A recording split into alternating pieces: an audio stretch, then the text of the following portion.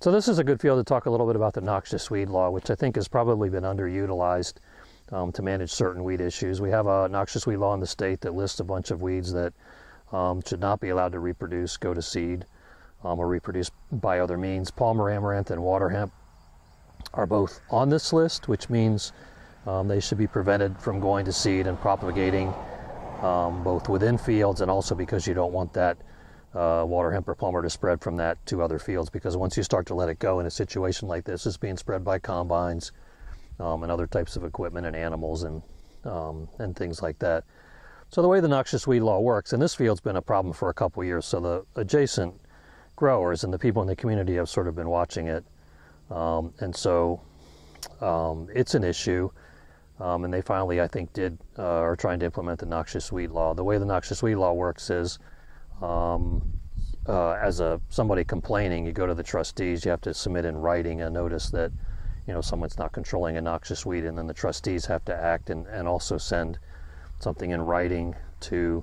that person managing the field or the field owner, letting them know that they have 5 days to rectify that situation, which means either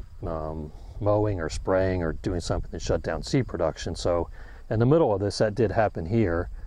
and the PPO inhibitor that was sprayed really isn't going to shut down seed production in this field. There's plenty of potential for seed production. We're second week of August, and so we're looking at lots of time still for these to regrow and produce a lot of seed. And so the local people are kind of frustrated here. And then, you know, the trustees have backup from the prosecutor's office in a county. And so if something doesn't happen the right way there, in theory, then the prosecutor also gets involved. There can be a little bit of a breakdown there. I've talked to trustees occasionally who said, you know, we got to that point and all that happened, and then the person with the problem just refused to do anything, and nobody would go any further with it, which is a possibility. But there is that would be a breakdown in the whole procedure there, and there is a mechanism for the growers making the complaint to come back and file something else to force the trustees to act, and then the trustees can come in and mow down a field, and then I think bill the landowner as well. So just an example of a situation that kind of went farther than it did, but, you know, the purpose of the noxious weed law is to try to keep people from having situations like this that impact not only the immediate